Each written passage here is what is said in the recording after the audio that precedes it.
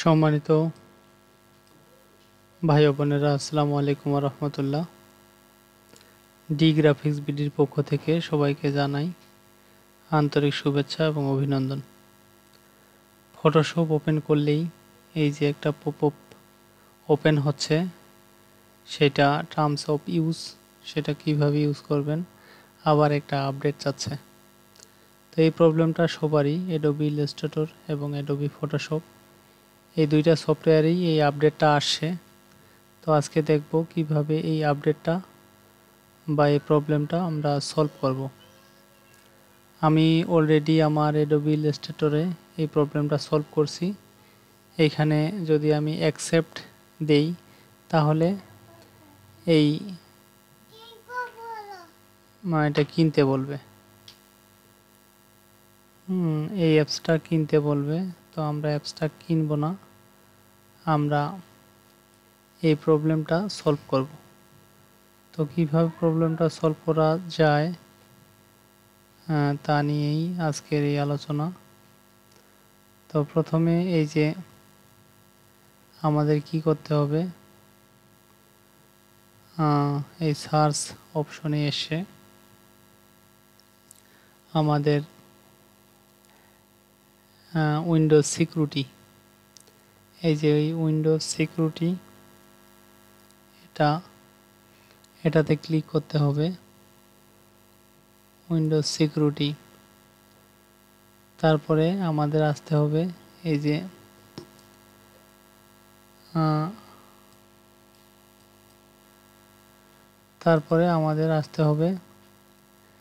এই যে firewall and network protection. Firewall and network প্রোটেকশনে ক্লিক করার পরে আমাদের আসতে হবে অ্যাডভান্স সেটিংস। এই যে অ্যাডভান্স সেটিংয়ে ক্লিক করতে হবে, এই ক্লিক করলাম। এরপরে এই যে ইনবাউন্ড রুলস, এইখানে ক্লিক করতে হবে। এই যে আমি দেখাচ্ছি, এই যে ইনবাউন্ড রুলস, এখানে ক্লিক করার পরে নিউ রুলস ক্লিক করতে হবে। এখানে প্রোগ্রামই থাকবে, প্রোগ্রামই থাকার পরে নেক্সট ক্লিক করতে হবে। এখানকার কাজ এতটুকু, দিস প্রোগ্রাম পাথ, এটা কোথায় পাবো, এখানে এটা এখন ফটোশপ লিখতে হবে এখানে। যেহেতু আমি ফটোশপে এই প্রবলেমটা, এই আপডেটটা দূর করব, এই জন্য এই যে ওপেন ফাইল ফটোশপে গিয়ে এখন দেখেন, এটা যেহেতু একটা কপি ফাইল,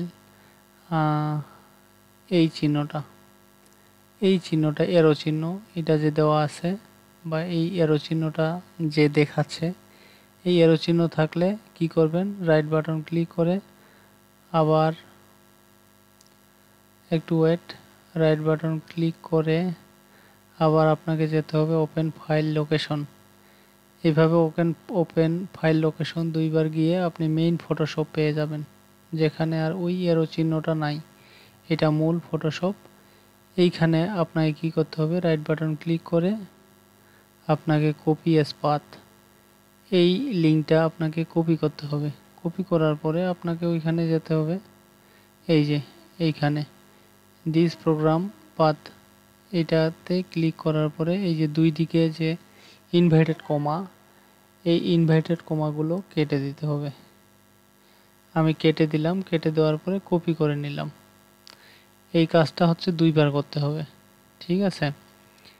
এখন আপনাকে এই যে কপি করে নিলাম, নেওয়ার পরে নেক্সট ক্লিক করব, ব্লক দিস কানেকশন। এরপরে ব্লক দিস কানেকশনে ক্লিক করব, এই অপশনটাতে ক্লিক করার পরে নেক্সট, আবার নেক্সট।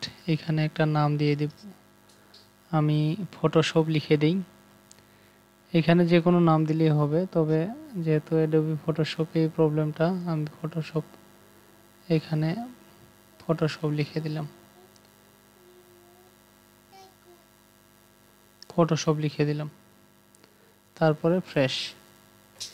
এরপরে দ্বিতীয়টা হচ্ছে এই যে আউটবাউন্ড রুলস, এইখানে ক্লিক করতে হবে দ্বিতীয়টা, আউটবাউন্ড রুলস।